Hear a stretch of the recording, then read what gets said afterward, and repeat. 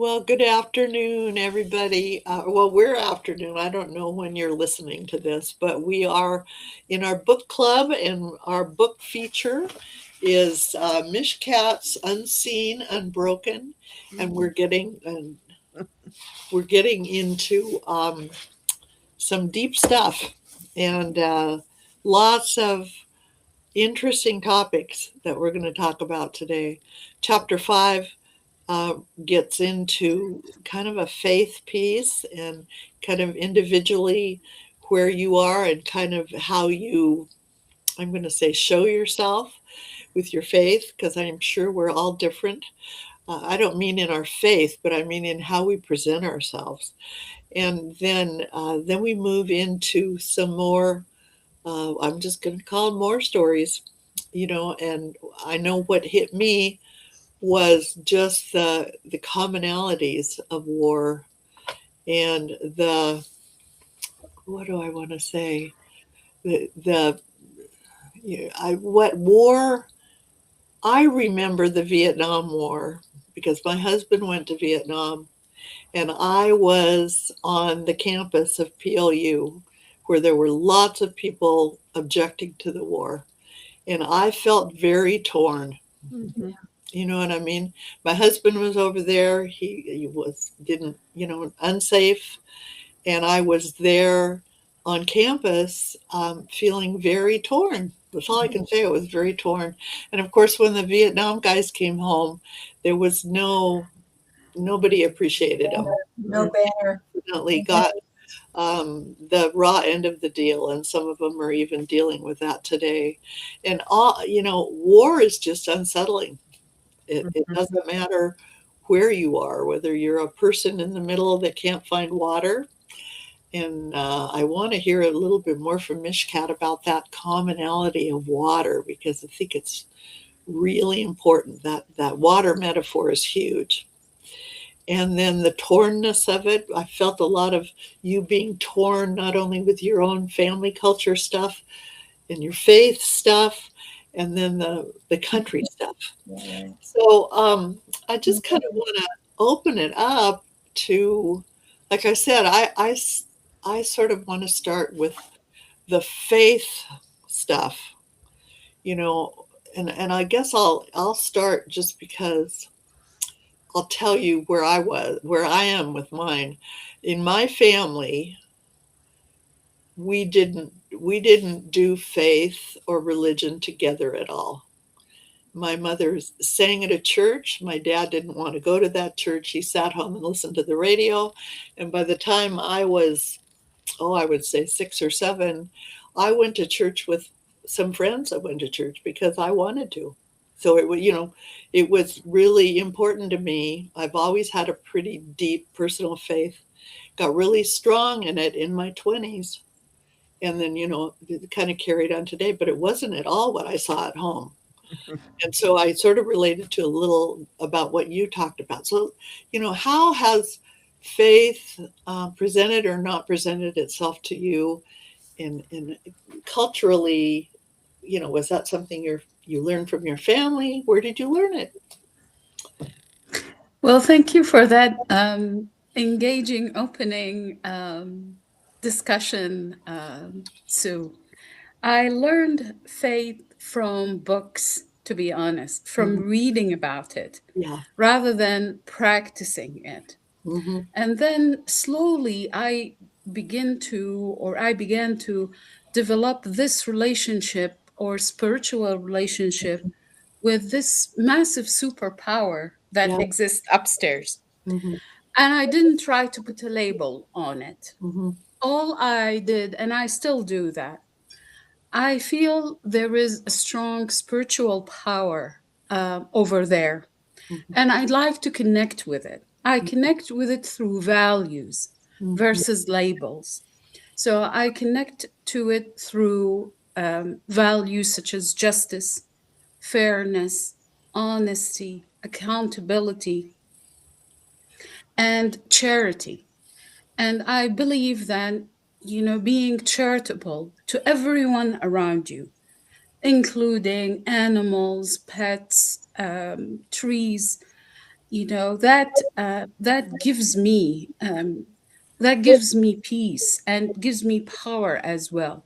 Sure. And I think, in my mind, I put that sequence, chapter 5 the way it is and chapter 6 the way it is, because I was trying to project onward and outward, so to speak. I wanted to start from self Hmm. and then trying to connect to Yeah. what's out there. Hmm. When we talk about war, we talk about destruction. You described how torn apart you were. And that's the case in every war. Hmm. So far, I have survived three of them, if you want to count the Lebanese civil war, that makes it four of them. And no matter where are you at, there is destruction. Even if you think you are on the right side of things, Yeah. there is destruction, there is loss, there is pain. And to me, especially someone who, as you said earlier in our private comments, specialized in international relations, I truly believed, and I still believe, no matter what conflict there is, it can be settled through negotiations, Hmm. discussions, through a mutual path to an agreement. To me, war feels like someone who's trying to discipline a child, and rather than teaching them or guiding them, they hit them. Hitting sounds easier, and discipline sounds harder, that requires more time, investment, probably exploring, where the child's at and how you get them to where you want them to be. Hmm. But nevertheless, war is trauma. There is no way around that. Right. And that trauma will continue to haunt you, will continue to live inside you.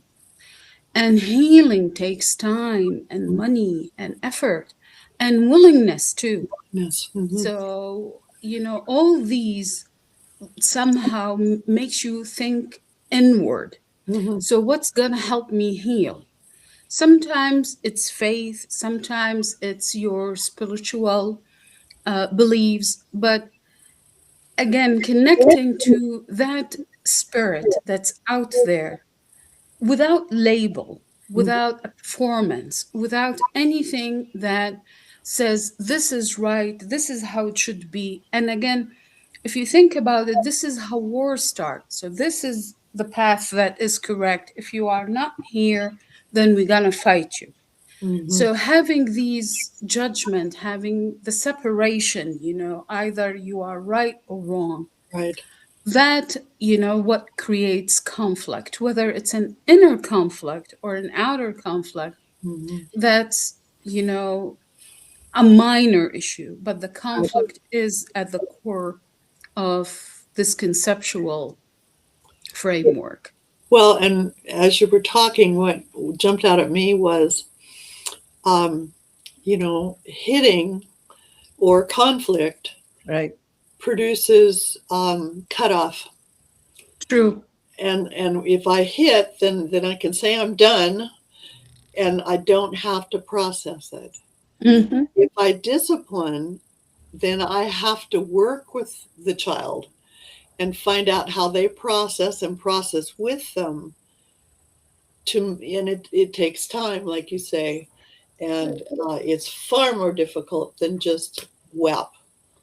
I don't know. It seems to be the world's way is to do cutoff. I mean, and we do emotional cutoff all the time, but war does it also. And I don't know if that's partially human condition or what it is, but it's tough. It's tough. Ladies, who wants to jump in? It's Sandy. You probably have uh, Mishkat. I think war is so stupid. I don't. It is just like slapping or slugging, and when all you do is you knock down buildings that have taken money and build, and then you've killed people and stopped families, and now it didn't do anything. I mean, haven't we learned? War hasn't done anything to change conflict or bring people to the table to compromise or to collaborate or any of those things. To me, it's just like stupid people that would do it. I don't understand why we'd. So I'm having a hard time with war. Well, And yeah, I think a lot of times it's a mob mentality, Cynthia, is yeah, that you get a group of people together and their emotions go wild and crazy. it's Uh, just mob, right? yeah, looking at a place here that I underlined. It says, "Well, the regime you're talking about the regime switching out, or all of the things they were mandating." You said, "Well, the regime mandated religious education in primary and secondary schools that simultaneously criminalized independent religious expression. Religion was taught as doctrine to be memorized and not as a belief to be explored. It was about obedience, not faith. Mm-hmm. Yes. That holds no power in a That- person's life. It holds no power because you're always going to mess up. If you can have a faith that brings you through to the other side, knowing that you are forgiven and that you're going to make mistakes, but that your God, the God that you have your faith in, is not a mean God. You learned later that God became very loving, caring to you instead of fear based, as they had been treating you. What a paradigm shift in how your faith grows, right? It's not a faith; it's because you have to obey the law and you don't have a relationship. Sure. And the thing is, too, I like when you talk about your values is what holds you together, because those transcend Right. those rules or those guardrails that people. You think on your feet. You think on your feet because you know what your spirit tells you. Right.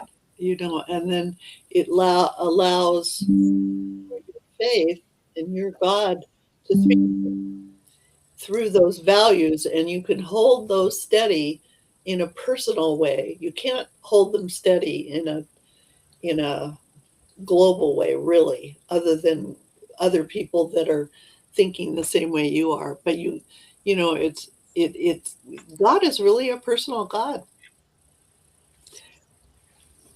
Also, values empowers you to accept Right. other faiths and explore them and Right. connect with them Mhm. versus, the performative action that immediately maybe exclude others or include others. If you look across religions and faiths, you would say all of them uphold honesty, charity, kindness, and helping others as well, until we get to the performance part of it. Mhm. That's when, oh, this is how you do it, that's not how I do it. Mhm. And then we are so different from each other. Yeah, the judgment.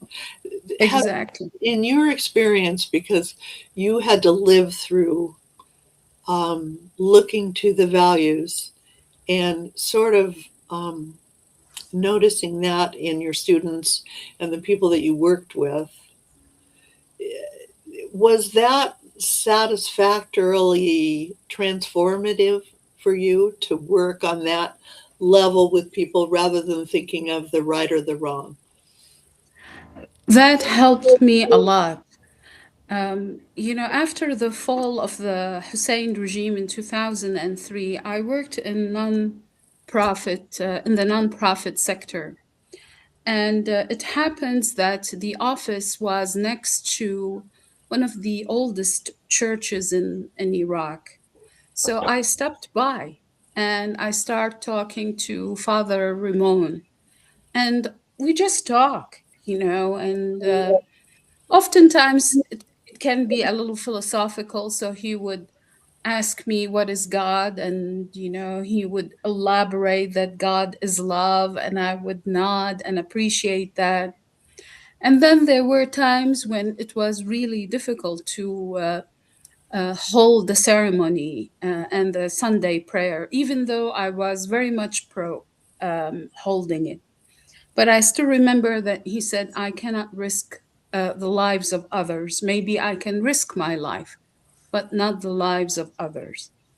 And slowly I started to accompanying him when he goes to help his congregation. I would go with him, go to their, houses, see what they need.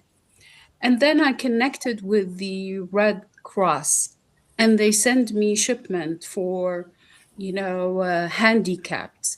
And I made sure that Father Ramon and his congregation, they had, really, I divided in halves.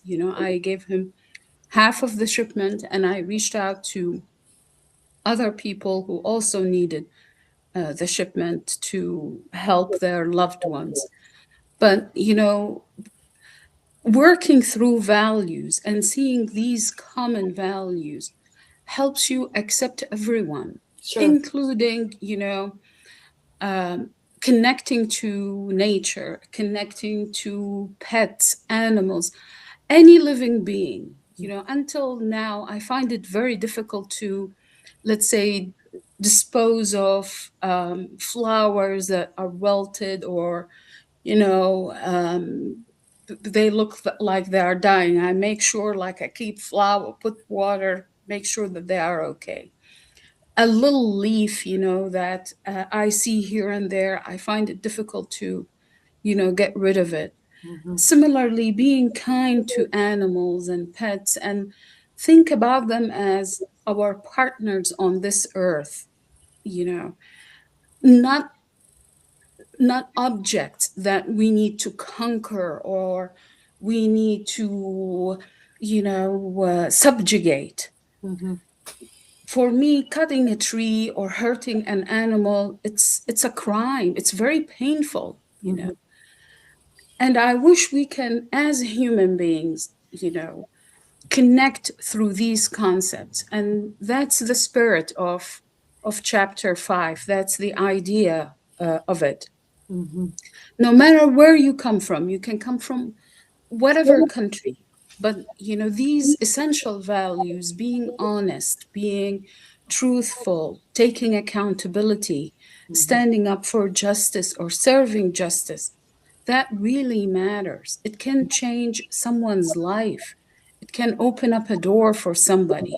Sure. And what pains me, especially on the professional level, when kindness is misunderstood as weakness, Hmm. or an opportunity to be taken advantage of because Hmm. you are kind or you seem kind. So I'll try to take as much as advantage as I can from you.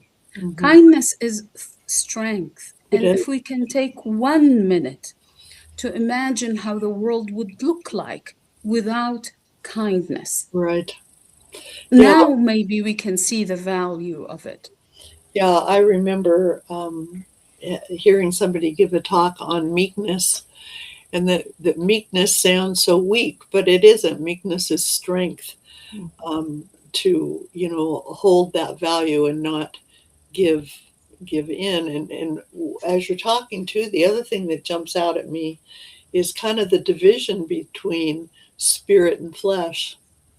If you can stay with the spirit and those values that transcend, rather than living in the flesh, which is really easy to do. It's and make excuses and not be accountable. Um, it's definitely. Oh, it sounds so trite to say point of view, but it sort of is point of view.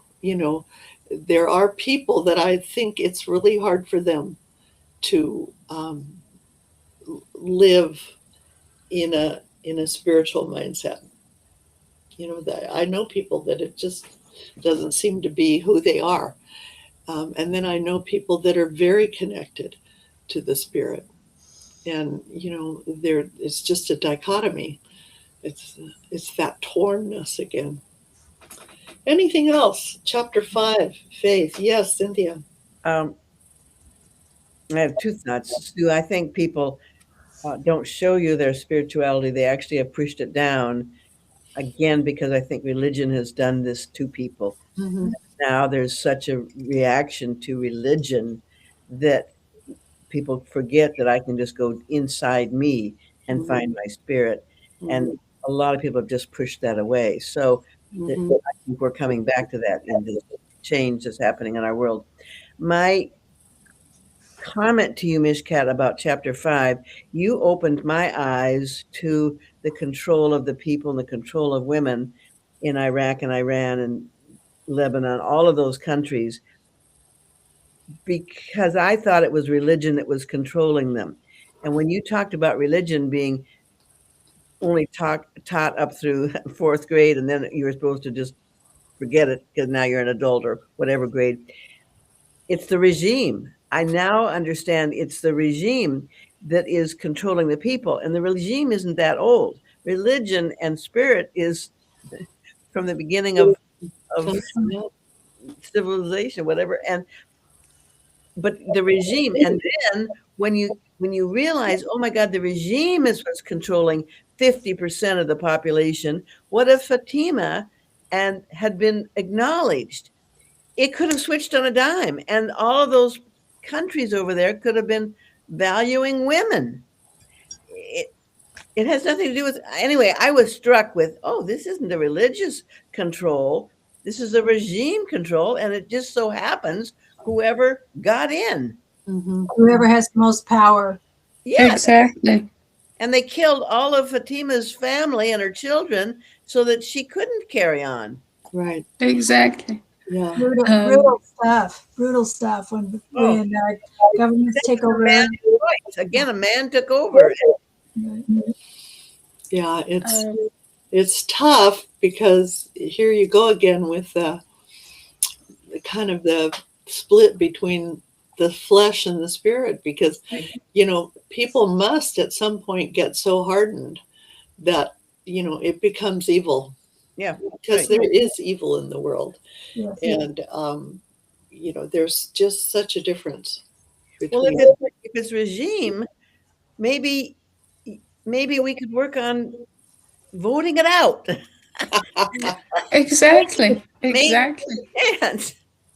well, we can't stop trying to negotiate like you Yeah, talked right. about, Around the and table. work Mhm. towards it and use those values to connect people. And people have choice to choose it or not. And we don't have control over their choice unless maybe a little heart seed is planted and compassion might start to grow. Right. We're not really in control of that. Mishka, when I was reading chapter 5, there were several things that bounced into my head, and early childhood education was my background. So I look at you as a little girl, and you had a hard time even in your home having somebody see you for who you were and trying to be something that maybe you weren't. I think so many, I look at this and I think, and you were so strong because you were the ones when there was concern about chemical warfare down the road when you became older. You were the one that was putting, chinking up your walls to make sure that that poison didn't get into your home. You worked out the situation with water and helped have some backup to be able to have food and water and that kind of thing. Even when you were not valued as much as a child as you should have been, you didn't let that slow you down to become the person that you needed to be for your family down the road. And I think that is so impressive. Yeah. Because a lot Thank of you. people spend their life making excuses of, well, this is the way I was treated, so that's why I am. Right. Right. Not being willing to grow beyond that and say, okay, kind of back to the book that we did last time, let them be who they are, but let me be who I choose to be. I choose to live with integrity. I choose to live it with love, in love with the people around me. And honey, you are such an amazing example of doing the right thing, even with the wrong stuff having happened up to that point. And such a spirit of generosity. Right. And I'm hunching though, Mishkat, that looking back, it's kind of who you are. Mm-hmm. Mm-hmm. You've always You're been that strong. way. You're a strong woman. I And find my value in serving others. mhm, To Right. be honest with you, I find my value, I find my anchor. I feel I contributed when I serve and help others. mhm, And that was long before I start reading about servant leadership yeah, and learn more about it. But it's empowering, mhm, if you can't help yourself. So I have so many wounds and so much trauma in my life and background. But when I help anyone, mhm, even if it's the little plant that I water or taking care of a cat or something like that, I feel I help me. I mhm. feel it's like I put a band-aid on one of the wounds that I have deep down, and now it's feeling better. That's awesome. Whether, it's kind of a positive energy that one puts out there and then it, shines back at you, so to speak, or whether you assure yourself Hmm. there's still goodness out there, Right. that helps you heal. Hmm. Um, Honestly, healing does not come from fighting back or oppression or, avenging the situation. Healing comes from giving back, from creating a path forward so Hmm. everyone can move on. See, that's, if I go back to, the Iraqi context, I was so much against you know, the aftermath of, you know, um, trying to avenge the situation. I wanted to have the truth comes out Hmm. versus, here's what we think and here's how are we going to go about it. And just to give you an example, yesterday I was watching the Nuremberg Yeah, wait. trials and I know tribunals. it's very interesting. Yes. And I really like how they went about it. They put them on trial and then they held them accountable based on crimes they did Right. against humanity, against peace, war crimes.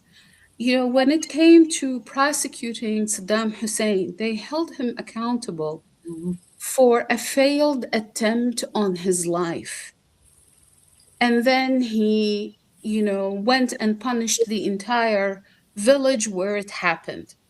It's true, punishing the entire village was an inhumane act. But what about those whom he gassed? He Oh, deployed chemical weapons on, and no one held him accountable for that? It's like their lives doesn't matter. More than 13 villages were wiped out. How about the Marsh Arabs? Their area, the size of New Jersey, was completely wiped out, and more than 500,000 people were displaced or killed, or let alone those whom he captured in the middle of the night just because, they laughed at a joke or didn't laugh at a joke or they looked funny, and no one was able to find anything left of them. You see, these stories were never told. The truth was never shared. And that is different from, the Nuremberg tribunals and the Tokyo tribunals. The world didn't really know. And that part is crucial, to hold them accountable to what they did. And maybe there's time to do that in the future. You know. I really hope so. And I keep advocating for it. I wish that there was something called the Baghdad Tribunal.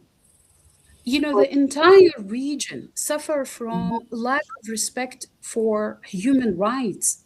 How about if we use the law or international Yeah. law to teach them about it, Right. to show that human life is sacred? It Yeah. cannot be wasted just because someone said a joke or didn't say a joke or laughed or didn't laugh or just was there at the wrong place at the wrong Right. time. Well, you already have a name for it, so maybe that's a book coming up. Yes.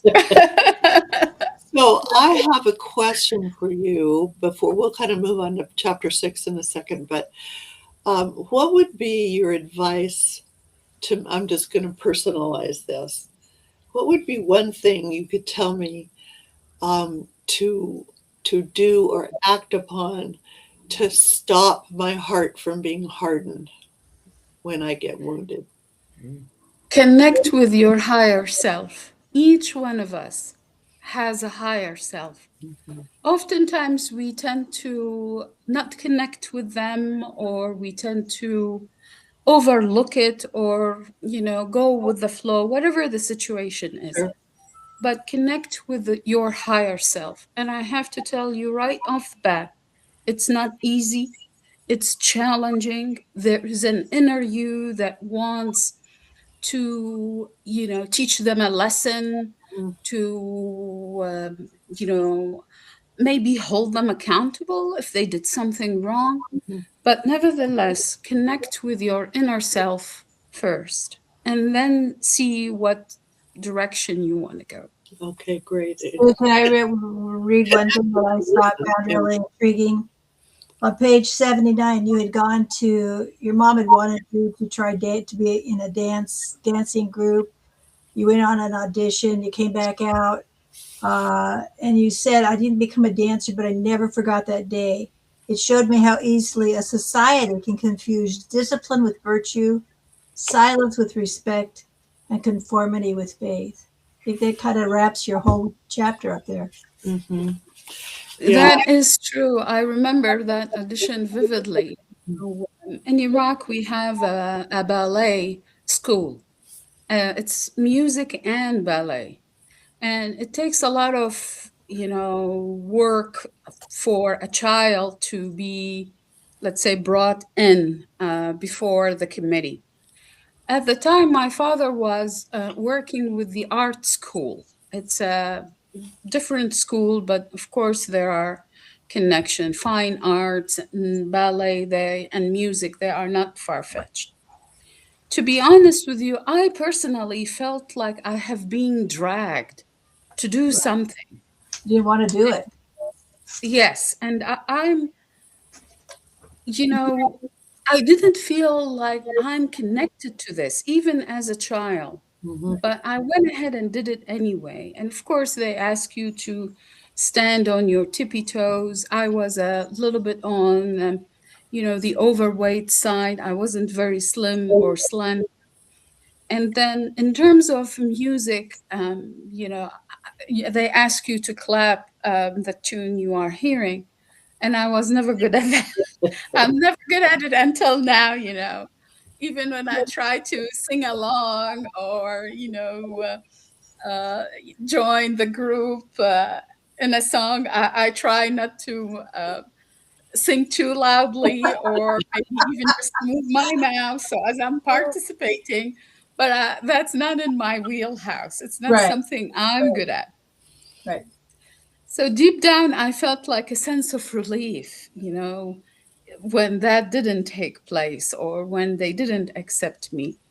But my connection continues to be to literature, to art, Hmm. in terms of drawing, that type of art that connects more with perhaps what I was struggling with, It's true, ballet can help you express yourself. But to me, drawing, poetry, and I like listening to music and songs a lot, and all types of music, starting from classic all the way to modern and contemporary pop culture and pop music. But I cannot perform. I'm not a performer. So, Right. You could get up and do a lecture in front of a bunch of college students, though, my dear. That's Uh, an art. That's an art form. I couldn't do that. yeah, she can write curriculum and That's right. create. No, we each have our own wheelhouse, I should say. Right. But you're right. I mean, we know pretty young what we fit into, and our parents don't always see that. But there is something about art and beauty, no matter what form, that transcends. Again, it's one of those transcendent qualities. And that's part of the reason it's so important in classical education to have some exposure to it, because it Yes. does help you to get, to see God, so to speak, and it's important. And if we don't keep that in education, we're missing a A piece. lot. Mhm. That's what they And want to God is now beauty. changes. Yeah. You get it through books too. I mean, if you're curious and you're reading, you're always exploring. There, that's just okay. So we're going to kind of move into chapter 6.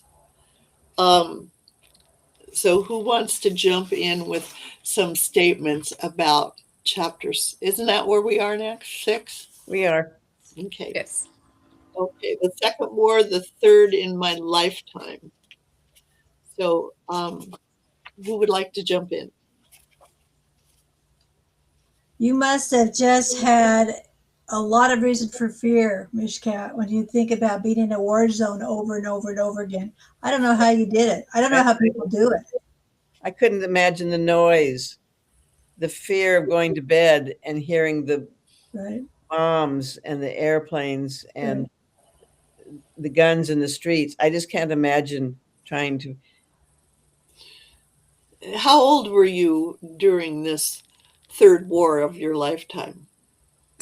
I was in my early 20s. Okay, okay. So, And were um, you going to university at that time? Were you yes. okay? Yes, I was going to university at the time. And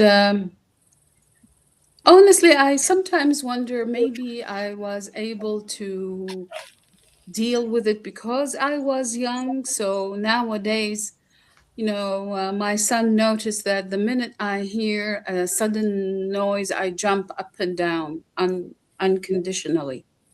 And I think perhaps, the impact appears slowly in your life, Mhm, Right.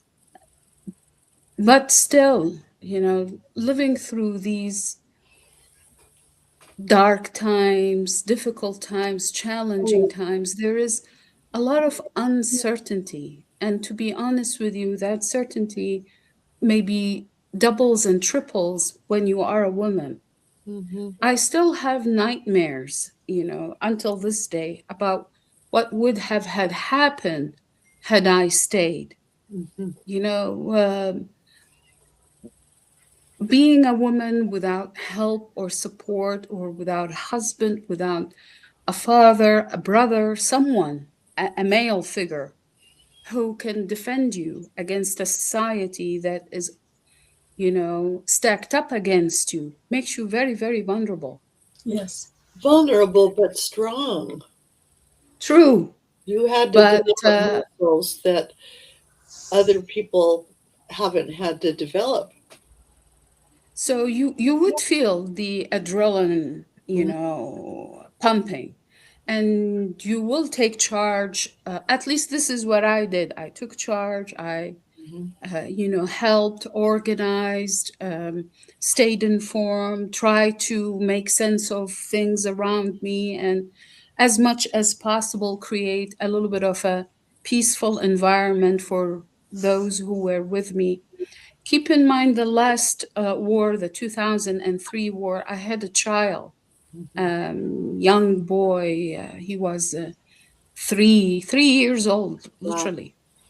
And he was living with me, and that was an additional responsibility to make sure that he was safe, he was okay.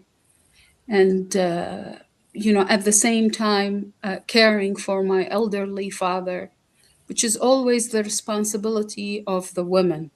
See, Mhm. the women end up caring for the little ones and the old ones. Yes. And unfortunately, she does that oftentimes alone, without a support system that can take care of her, or can at least give her some support, Mhm. to complete that mission successfully. So when you've got your father, your elderly father and your young son, and you always, at least it seems to me, have been rather outspoken and willing to stand up and at least ask a critical question. Even if you weren't just being, um, recalcitrant. Um, did it make you more protective because of your circumstance of where you were kind of in the middle between taking care of your father and taking care of your son? Were you less reticent to stand up, because it sort of seemed like you still stood up, or you knew who you could talk to about it, or stand up and stand up for yourself? My son is the best one to describe it. He says, Mom, there is a line separating between being brave and being crazy, and oftentimes I don't know where you are standing. But I remember going to the Ministry of Higher Education back when the regime was still in power. Mm. And I needed a paper to be signed. Part of these repressive regimes, they request many papers of you. It was related to my doctoral degree, so that is vivid in my mind. So I make it to the specific office and I find a huge line in front of that particular office. At first, I stood in the line, I thought we were waiting for something. But after, like 15, 20 minutes, I start asking around. So I asked the person next to me, what are we waiting for? He said, the person in the office did not want to be bothered. So we are waiting until he tell us it's okay. Oh, good grief. You know what? I knocked on the door and he said, come in. Good for you. Yes. So I entered. And it's true, it happens to be one of the professors that taught on and off at the University of Baghdad at the law school. He didn't teach me anything, I had no interaction with him. I just knew his name from a couple of articles that I read. That's it. Oh, good. So I greeted him with respect and I told him, there is this paper that it needs signing. Are you okay signing it? He said, sure, give it to me. Please sign. And then, I thanked him and I said, there are people waiting outside for the same thing. Do you want to sign their papers as well? He said, Oh, sure, I'll do that. oh man. I didn't know that they were waiting for me. Crazy brave girl. Uh, Honestly, I don't know what came over me, why I did it, but all I can remember is that big, huge line, in front of the office, and everyone was thinking that this person did not want to be bothered and they were waiting on him to start calling people in. You should have been running for office because they would have all voted for you. Oh, for sure. Oh, thank you. I was thinking, Mitch, Cat, I always want you on my side. I always want you on my side. I know I. Change facilitator, you. That's right. Yeah, that's awesome. That's awesome. Okay, well, any other we talked a little bit about commonalities with those three wars in your memory. What might be kind of a commonality that was true for you? The commonality was and still is wars disrupt basic services. If you want peace after war, you have to restore services, these basic services. Yeah. And I've written about it too. I have published papers about this particular topic. Oftentimes, in the aftermath of a war, for some particular reason, the basic service questions such as safe drinking water, electricity, trash pickup get pushed to the side. and it becomes at the bottom of the priority list. Mhm. On the other hand, you would have elections, voting, and security in terms of building a strong army or police forces, or a police forces that can take care of the situation or address challenges. They became the priority. The entire focus will be on these two. After that, you would think about economic development. And maybe years and years later, if it happens, the leader or the policymaker would think about safe drinking water, electricity, trash pickup, and these things.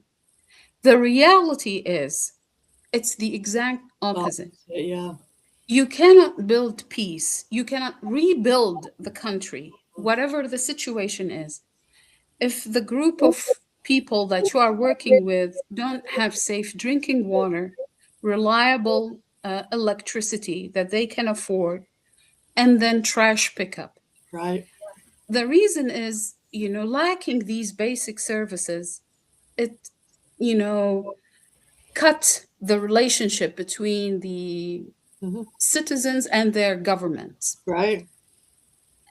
People cannot relate to a government that goes on TV and says, sorry, we cannot help you with these things. Now, if you think about the country being the fourth country state in the globe in terms of oil reserve, that question become even more difficult. So lacking these capability not only impact peace, but it divides the country. Right. So I will be looking next door and see who has water. If Yeah. they happen to be from a different ethnicity, I would say, oh, because they are from a different ethnicity, they have access to these services and I don't. Right. Now, I would look at my family, all of them, they don't have services, and so on and so forth. Mhm. So the divide grows and grows and grows. Yeah. That's And the entire country is focusing on buying more weapons and whatever the case is to secure peace. Unfortunately, peace cannot be secured through weapons, no Mhm. matter how hard you try, you Mhm. know. It's very Otherwise, someone like Saddam Hussein would have secured it. Someone like Hitler would have secured it. They had a lot of weapons. Yeah. But, the thing is, you cannot do it this way. It doesn't come with the iron fist, so to speak. It has to come through provision, through building the citizenship relation with your people by serving them, Yeah. not by controlling them. That Right. goes back down to your Maslow's hierarchy of needs, huh, Sue? You got to Yeah. have basic things in place Basic before you even start building up. And that's one Exactly. way that trust can start to happen. Yeah, absolutely. Yeah, and I know you've written about it, and I know that there are certain agencies out there that try to bring some stability in that. You can't really do it though without the government helping, because that's really supposed to be the role. Exactly. Yeah. So, let's move on to, unless you want to talk about something else in chapter 6. Well, I guess we're not going forward. Let's look into module 1. There were some really good questions in there. Yeah, Um, that was pretty outstanding that you included that kind of work, Thank you. kind of I personal. want to help the reader. I want the go ahead. reader to mhm. have a couple of tools that they can use in their own, life or workplace. So this way, it's not only just reading; it's reading in action, if I Right. can say that. Right. So, I really liked the statement where you said, the stories where leadership started not with a title, but with a decision to keep going. And it's obvious that you did that, and you've been a leader since you were a little girl. It Yes. was just in you. And I jumped down to question 2 under the reflection prompts. What was your first act of leadership, even if no one saw it? So let's push these ladies, and then Mishkat, you can come in with your example. Sandy, what was your first or one of your first acts of leadership that you jumped into, even if nobody saw it?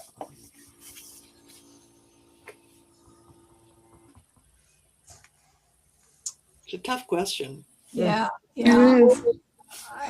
I think that there's always a kiddo in your class that wasn't that didn't mix with all the other kids very well. And I tried to have an awareness, and I didn't do it. I didn't, as a kid, I look back and I didn't do it very well, but I think I had an awareness that they needed to be included. I wasn't always sure how to bring them into the group, but that's kind of a leadership role of trying to, again, bring people together and find a common good and a common goal. And so, I was pretty young when that was happening. It was in elementary school. And Yeah, I think as an adult, I tried to carry that over and be more aware and be more brave and be able to be more, this person is going to join us.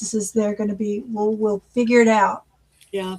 Um, Back to servant leadership, and you started at a young age acting as a servant leader. Cynthia, have you got one?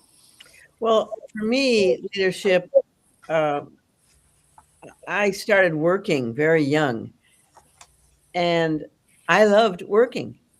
And so I can remember babysitting early. I think girls were just leaned on to do that first, or boys. But then I was picking strawberries in the heat of the day when I was probably by 7th grade.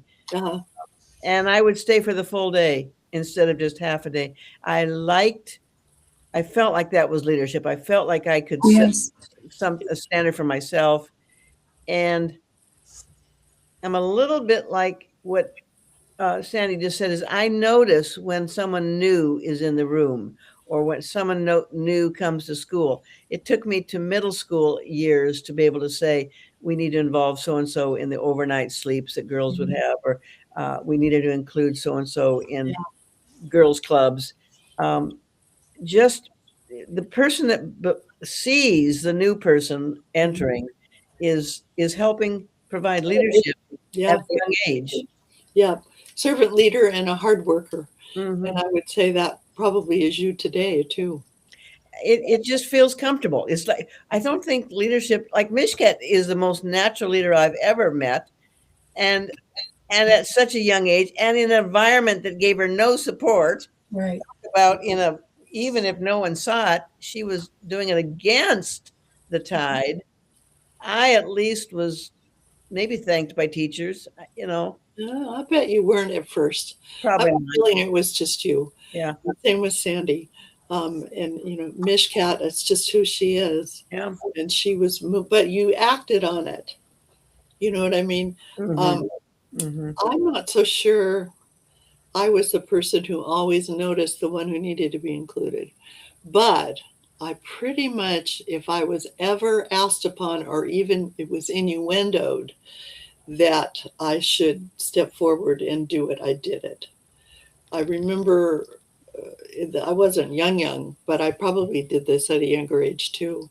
But I was a senior in high school, and my world problems teacher asked me to come in and co-teach the summer school class with him. And I hadn't been to college yet. Yeah. Didn't know what the heck I was doing, but I just said yes and dove in. And that really, I did that a lot in my career. I just kind of jumped in and did it, even if I didn't know what I was doing. Mhm. And my mother thought I was crazy. She more than once said, "What are you doing?" So I mean, that's sort of me today too. Okay, Mishkat, we kind of have stories about you and your first leadership memory. What was it though? What was your first one where you stepped forward? When I fed the stray cats, you know, stray animals are very vulnerable. And unfortunately, in the Middle East, no one cares for them or be kind to them. So I always try to find some food, some water, to help them out. And before I know it, I had a house full of 15 cats. Well, Yeah. I that's love Honestly, it. yes, they were so kind, gentle, of course. they knew that I had food. Yes. Oftentimes I would like have boxes of cardboard prepared for them with an old blanket or something so as they can sleep in. But caring for those who cannot care for themselves, Yeah. I truly feel that is the essence of leadership. Yeah.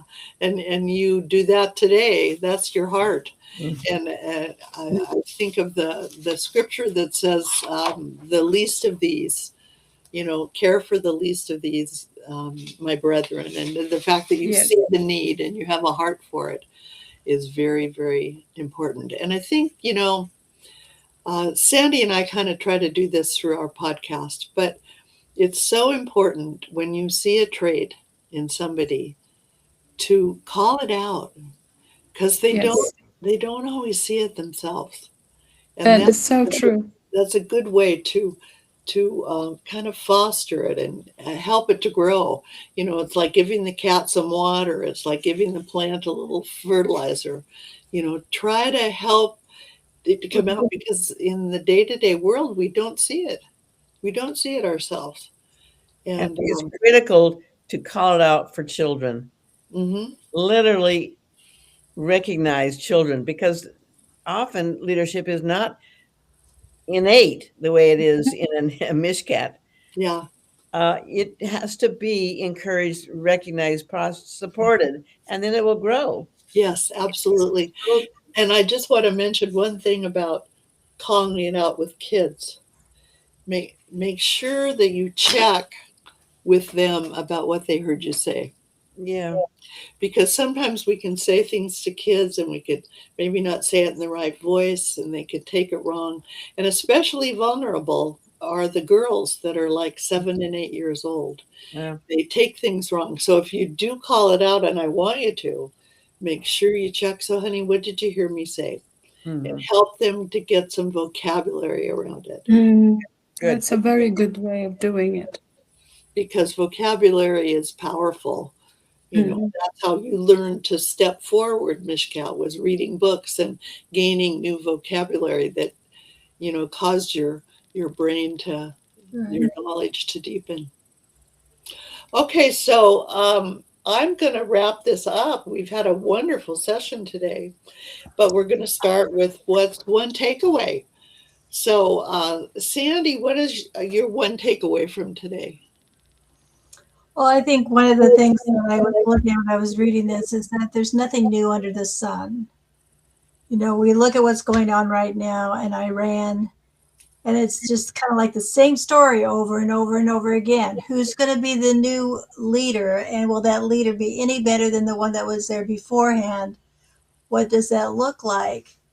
And yeah, it takes a lot of bravery. I mean, you hear about the people that were mowed down because they were in the streets protesting. It's like, wow, I mean, cruelty is cruelty. And as you said earlier, Sue, evil exists in this world, but we want to be able to shine the light where we can to make that difference, just like you did, Mishkat, in your story. Yeah, thank you. Cynthia, what are you taking away today? My takeaway is I've never had a friend like Mishkat, and I adore you. Same here. I feel so privileged to read your book and to get to know you. Yeah. I grew up in white America, and I was in a little town where Everybody was pretty wealthy. It was a liberal little community, and I never suffered the way you suffered. So, thank you for sharing your story. Thank you for reading and taking the time. Means a lot. Yeah. Okay, Mishkat, what's your takeaway today? Peace can be built if you provide the basic services that people want. Meet those basic needs. And I just take away the power of this community of us Yeah. four. I know that we have people that watch us, and I wish they'd join us, but if they're choosing not to, that's their prerogative. But thanks for hanging in there. Thank you so much for this first novel, Mishkat. I know you've got more coming. That's right. And your wisdom is vast, and we appreciate you. it. And we appreciate your servant leadership. Thank you. I appreciate you too. You are giving me something very rare. You are holding the space for me, and that means the world. Well, Can't we help Mishkat make this a movie before she writes another book? This movie, I would love to. the International Woman. I mean, that's Yeah. this week. Mishkat, there's a lot of people who don't stop and read books, but they'll watch this movie. Right. And Right. you've got a story that every young girl and women my age need to know. Yeah. And we just need to be praying for the right producer, whether it's a documentarian or somebody who would, just take the book the way it is, or someone even to make it a curriculum. It's a very powerful leadership curriculum. With your modules. Yeah. Yeah, it's wonderful. So we will say goodbye until next time. And we're about 2 weeks. Every 2 weeks we come back with another book study. And what chapters? Pardon me? And what chapters do we want people to read? Okay. I don't know. I don't have it in front of me. 7 and 8. 7 and 8. Are we doing Yes. another module too? Is it just 7 and 8? 7 and 8. Okay. Is there a module in between? Well, there. The module will be after 10, I believe. Okay. All right. So just 7 and 8. Yeah. And it's powerful. And if you can get hold of it and read it, please do. It's very important work, and it's interesting that it really shines the light on what's going on in our world and what we can be praying for. Besides a movie publisher. Okay. Goodbye, everybody, and Bye. we'll talk to you soon. Bye, everyone. Bye-bye. Bye-bye.